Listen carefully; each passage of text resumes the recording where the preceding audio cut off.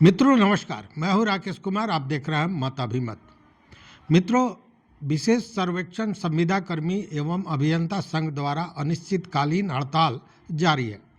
पटना के गर्दनी बाग में यह हड़ताल 16 तारीख को शुरू हुआ, जिस दिन राजस्व महाअभियान की भी शुरुआत राजस्व एवं भूमि सुधार विभाग द्वारा की गई थी। ये सारे लोग हड़ताल पर हैं, साथ में जो नियमित कर्मी हैं वह भी हड़ताल पर हैं। लगभग बहुत बड़ी संख्या है और दिन ब दिन यह संख्या बढ़ती जा रही है। 16 तारीख से 17 तारीख को ज़्यादा और उससे भी ज़्यादा आज भीड़ दिखाई दी है हड़तालियों की। लेकिन आज कुछ ऐसा हुआ है जो लोगों को अचंभित कर दिया है। और मामला क्या है ये समझिए। देखिए, अपनी मांगों को लेकर सरकार और विभाग की नीतियों का विरोध कर रहे हैं ये हड़ताली कर्मचारी। और जहां सरकार का विरोध हो रहा है, जहां विभाग के काम का विरोध हो रहा है, नीतियों का विरोध हो रहा है अपनी मांगों को लेकर, वहीं नीतीश कुमार का जिंदाबाद क्यों हो रहा है? आखिर इस हड़ताल पर जो लोग बैठे हुए हैं उस सभा में नीतीश कुमार जिंदाबाद के नारे क्यों लगे? माननीय नीतीश कुमार जी के लिए, नीतीश बाबू जो हमको रोजगार दिए हैं, नीतीश कुमार जिंदाबाद। यह जानने वाली बात है। ये पूरी कहानी बताएंगे और जब आप इसे सुनेंगे तो आप भी इस बात से इत्तेफाक करेंगे कि यहाँ जो कर्मी हैं वह सच को पकड़ रहे हैं या सच के नज़दीक जा रहे हैं। देखिए, कल मैंने कहा था कि हड़ताली कर्मचारी अपनी मांग पर डटे हुए हैं, वो अडिग हैं, वो हटने को तैयार नहीं है। उनका कहना है जब तक हमारी मांग पूरी नहीं होगी तब तक हम नहीं हटेंगे। दूसरी ओर सरकार या विभाग, आप जो कहें, विभाग अपने अड़ियल रवैये पर डटा हुआ है। कल आपको हमने एक सच्चाई को तो मैं स्पष्ट नहीं कर सकता हूँ, लेकिन एक व्हाट्सएप आया था जिसमें रेवेन्यू सेक्रेटरी द्वारा ये कहा गया था कि बहुत हो गई बातचीत, अब कार्रवाई करें। कार्रवाई भी शुरू हो गई। सर, कार्रवाई क्या शुरू हो गई है कि यह कहा गया है कि जो भी ये हड़ताल पर गए हुए हैं अमीन, उनके लॉगिन को निरस्त कर दिया जाए और उनको कार्यालयों में प्रवेश पर रोक लगा दी जाए। और ये हो भी गया है, जो सूचनाएं मिल रही हैं उसके अनुसार। देखिए, ये मीडिया रिपोर्ट्स भी बता रहा है कि उनके सरकारी कार्यालयों में जाने पर रोक लगा दी गई है और उनके जो लॉगिन्स थे उसको निरस्त कर दिया गया विभाग द्वारा। और साथ में इसको लेकर जो एसीएस दीपक कुमार सिंह हैं, उन्होंने बाज़ाब्ता यह कहा भी है कि हड़ताल पर गए अमीनों का लॉगिन अकाउंट तत्काल प्रभाव से निरस्त कर दिया जाएगा और उन्हें हर प्रकार के सरकार की काम की जिम्मेवारी से मुक्त कर दिया जाए। और इसका निर्देश भी बाज़ाब्ता उन्होंने बंदोबस्त पदाधिकारियों को दे दिया। साथ में जो सूचनाएं आ रही हैं उसमें यह भी कहा जा रहा है कि जो ये हड़ताली कर्मचारी है, जो महाअभियान के खिलाफ या महाअभियान को छोड़कर हड़ताल पर बैठे हुए हैं, उनकी सेवा को भी बर्खास्त कर दिया जाएगा और उनके जगह पर नया एक नियुक्ति प्रक्रिया शुरू किया जाएगा। अब देखिए, यहाँ जो झोल है वो समझ रहे होंगे आप। जहाँ मुख्यमंत्री नीतीश कुमार 15 अगस्त को यह कहते हैं कि संविदा कर्मियों का मैं हमेशा से मानदेय बढ़ाता रहा हूँ, इधर भी कई लोगों का बढ़ाया है, और बाद में यह भी चर्चा होती है कि संविदा कर्मियों को धीरे धीरे राज्यकर्मी का दर्जा दिया जाएगा। अब जरा आप सोचिए कि जो बिहार में विशेष भूमि सर्वेक्षण चल रहा था, वह जब शुरू किया गया तो सरकार को ये लगा कि कर्मियों की कमी है और इसके लिए 9,888 लोगों का एक बार में उसकी नियुक्ति हुई संविदा के आधार पर। तो आखिर जब संविदा के आधार पर नियुक्ति हुई तो ये संविदा कर्मी क्यों चाहते हैं कि इनको नियमित कर दिया जाए? 60 वर्ष तक नौकरी होनी चाहिए। आखिर क्यों?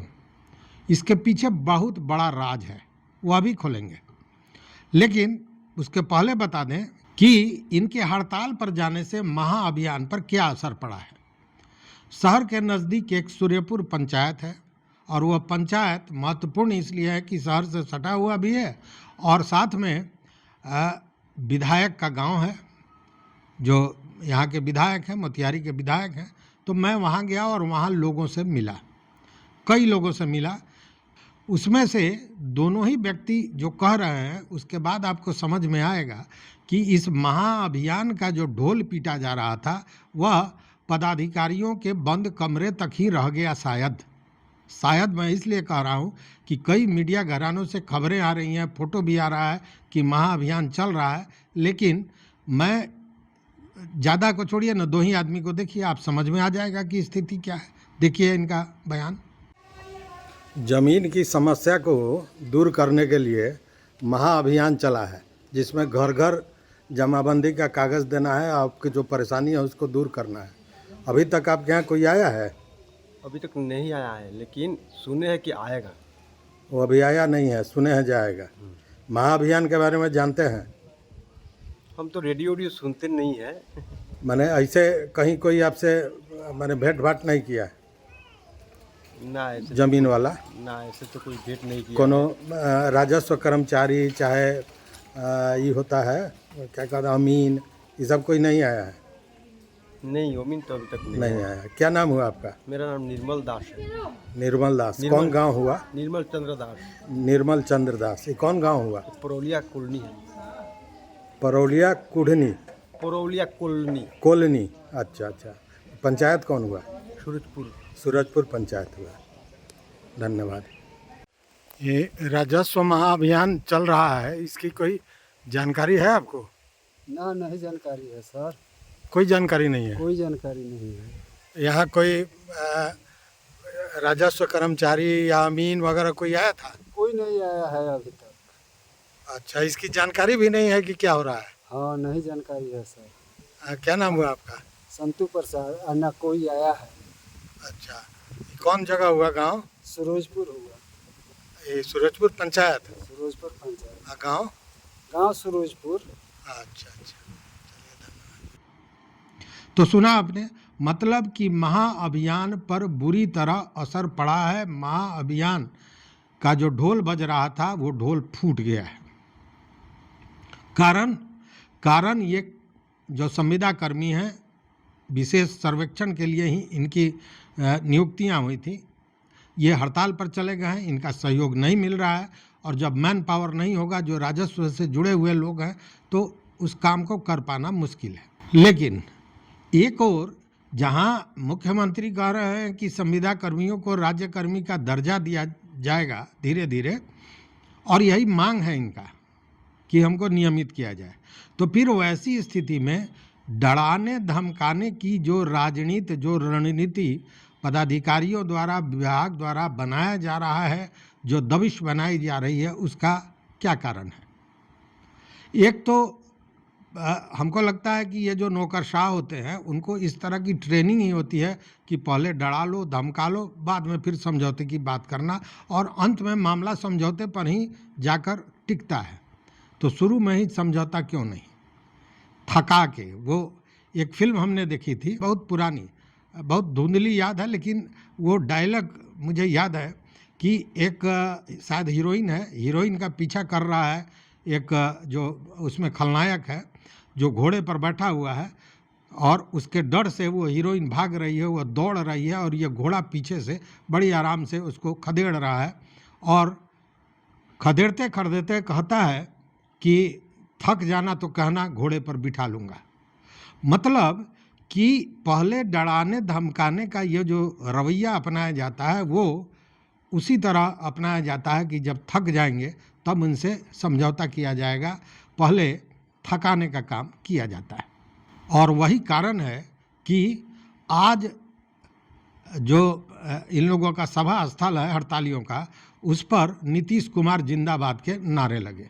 क्यों लगे, उस पर भी आएंगे, लेकिन उसके पहले बता दें कि आखिर जब संविदा पर इन लोगों की बहाली हुई थी, तो आखिर इनको क्यों इतना मजबूर होना पड़ा कि ये हड़ताल पर चले आए, उसके पीछे कारण है। कई लोगों से बात हुई, कई मित्रों से बात हुई, कई लोग परिचित हैं, उन लोगों ने बताया और खुल के बता भी रहे हैं। कई मीडिया में जो इंटरव्यू आया है उसमें भी आपने देखा होगा कि पदाधिकारी रोज़ डराते हैं, कहते हैं कि यह 2 दिन में ये 200 खेसरा है, इसका काम पूरा होना चाहिए, नहीं तो वेतन काट दिया जाएगा, सैलरी काट दिया जाएगा, फलाना काम नहीं होगा तो आपको विमुक्त कर दिया जाएगा, चयन मुक्त कर दिया जाएगा। मतलब कि इस तरह के भय के एक वातावरण में काम करना पड़ता है कि कई लोगों ने बताया, कई अमीर ने बताया इस बात को कि क्या करें, नौकरी का सवाल है, पापी पेट का सवाल है और वेतन न कटे, चयन मुक्ति नहीं हो, इसके लिए जो खेसरा आता है उसमें से जो काम नहीं कर पाते हैं उसको लिख देते हैं बिहार सरकार। मतलब वह भी मानते हैं कि यह गलती कहीं ना कहीं हो रही है और उसका कारण यह है कि एक निश्चित समय में जो टारगेट दिया जाता है उसमें वह काम हो ही नहीं सकता है। और ऐसे भी आप जानते हैं कि ज़मीनी विवाद कितना झंझटिया होता है, कितना क्लिष्ट होता है, उसको सुधारना कितना परेशानी का सबब है। और अगर नहीं होता तो इतने महीने से सरकार जो जद्दोजहद कर रही है सर्वे कराने के लिए, वो बहुत आसानी से कर ली होती। शुरू में की भी थी। शुरू में जब सर्वे का काम आया तो आपको याद होगा, लग रहा था कि 2-4 दिनों में ही, 1 आध महीने में सारा काम हो जाएगा। फिर बाद में बढ़ता गया, दस्तावेज उपलब्ध नहीं था, हंगामा बढ़ता गया। अंत में फिर एक नई नियमावली के नाम पर इन चीज़ों को इतना कर दिया गया कि अब दिसंबर 2026 तक का समय दे दिया गया। तो क्लिष्ट तो है, इसको सुधारना बहुत आसान नहीं है, लेकिन सुधारा जा सकता है। समय लगेगा, इसमें भी कहीं शक नहीं है, और सुधार भी होगा, लेकिन इस तरह से नहीं। क्योंकि कई मित्रों ने ये बताया कि जिस तरह से काम लिया जा रहा है और जिस भय में हम लोग काम कर रहे हैं, उस स्थिति में सर्वे तो हो जाएगा, सर्वे हो जाएगा, लेकिन सर्वे के बाद जो स्थितियां पैदा होंगी वह नियंत्रण के बाहर होगी। इसलिए कि विवादों का, झगड़ों का एक जखीरा खड़ा हो जाएगा, पहाड़ खड़ा हो जाएगा।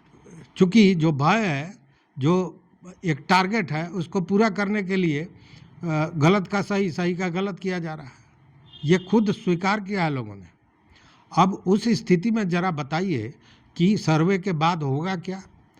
तो सर्वे के बाद यही होगा कि आपसी, एक तरह से कहें ना, पारिवारिक गृह युद्ध शुरू हो जाएगा, आस पड़ोस में झंझट शुरू हो जाएगा, गांव के सारे लोग आपस में लड़ाई और झगड़ा करते नजर आएंगे।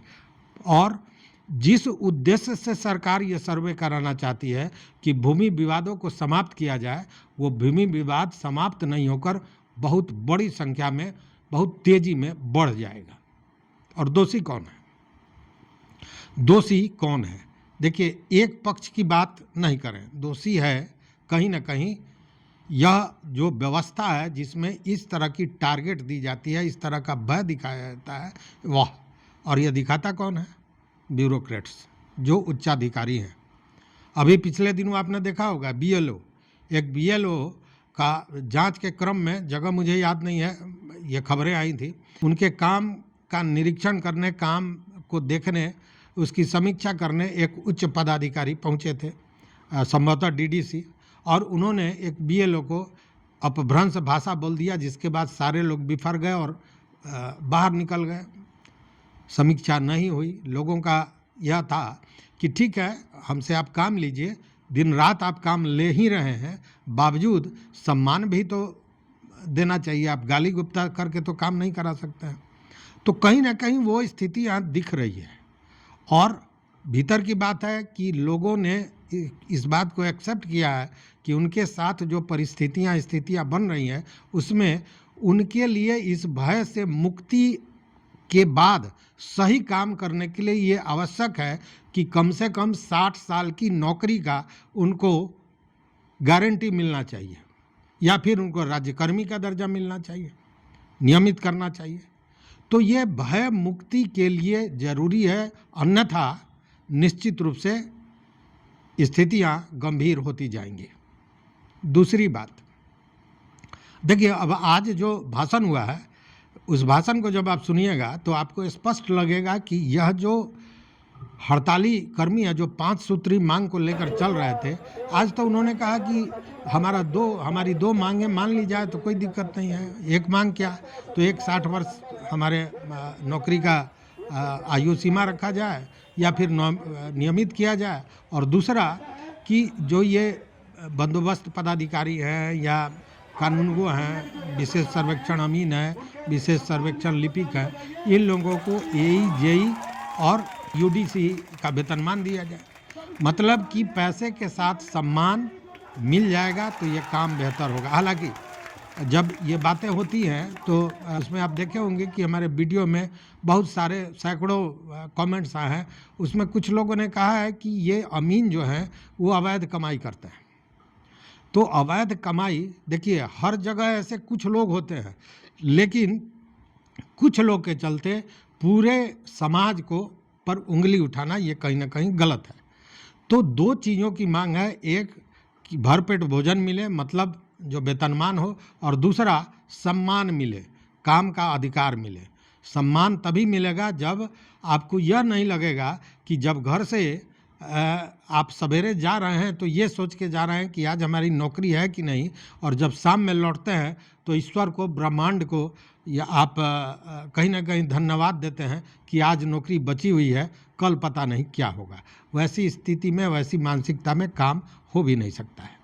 और वही कारण है कि आज जब भाषण चल रहा था संघ के उस सभा स्थल पर जहां हड़ताली कर्मचारी बैठे हुए हैं, तो वहां दो ही डिमांड रखा गया कि एक उन्हें नियमित किया जाए और दूसरा वेतनमान। साथ में यह भी कहा गया, यह बड़ा महत्वपूर्ण है, और मैं इसी की से शुरुआत भी मैं इसी बात से किया था इस वीडियो का, कि लोगों ने कहा कि नीतीश कुमार ने हमें नौकरी दी, हमें नियुक्त किया, बड़ी संख्या में महिलाओं को नियुक्त किया, महिलाओं को सम्मान दिया, उनका अधिकार दिया, लेकिन इन सारे चीज़ों पर ये जो अधिकारी हैं ये ताला लगा रहे हैं।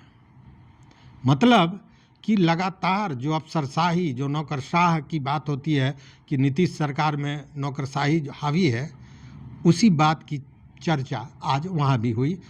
तरीका दूसरा था, और इसीलिए नीतीश कुमार जिंदाबाद, सरकार का विरोध करने वाले ये जो हड़ताली कर्मचारी हैं, इन लोगों ने भी नीतीश कुमार जिंदाबाद के नारे लगाए। सुनिए जरा। सभी कर्मी का स्वागत करते हैं, एकदम हृदय से अभिनंदन करते हैं। हम ये कहना चाहेंगे कि हमारा जो मांग है, बस दो मुख्य मांग है। जो नीतीश बाबू हम लोग को नियुक्ति पत्र दिए हैं, तो सरकार ने जो हमारे वरीय अधिकारी हैं वो उस नौकरी पे ताला लगाने का काम कर रहे हैं। उस डर से हम लोग को जो जी रहे हैं, हम आज बस माननीय मुख्यमंत्री जी से जो हमको रोजगार दिए हैं, हमारे महिला कर्मी को जो रोजगार और स्वतंत्रता से जीने का अधिकार दिए हैं, उनसे विनती करने आए हैं, गुहार लगाने आए हैं कि जो आपसे रोजगार दिए हैं, आप हमको इसकी परमानेंट सिक्योरिटी दे दीजिए। और इसीलिए हम लोग का बस मुख्य दो ही मांग है कि हमको 60 साल के लिए सेवा दे दीजिए और जेईई यूडीसी के लेवल का वेतन दे दीजिए। इसीलिए हम लोग नारा लगाएंगे माननीय नीतीश कुमार जी के लिए, नीतीश बाबू जो हमको रोजगार दिए हैं, नीतीश कुमार जिंदाबाद, आवाज दे। जिंदाबाद जिंदाबाद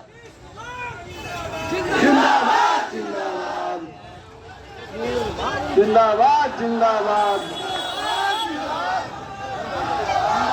परमानेंट करो, परमानेंट करो। तो मित्रों, आप लोग सुना। अब इस पूरी जो वीडियो जो समीक्षा हमने की, इस पर अपना विचार निश्चित रूप से दीजिएगा। और मेरा निवेदन है कि अगर अभी तक आपने चैनल को सब्सक्राइब नहीं किया तो सब्सक्राइब कीजिए, वो घंटी जैसी जो है एक आकृति है उसको दबा दीजिए ताकि कोई भी वीडियो हम बनावें। देखिए, सामाजिक मुद्दों से और जन सरोकार की चीज़ों का ही वीडियो या समीक्षा हम करते हैं जो निश्चित रूप से आपको पसंद आएगा।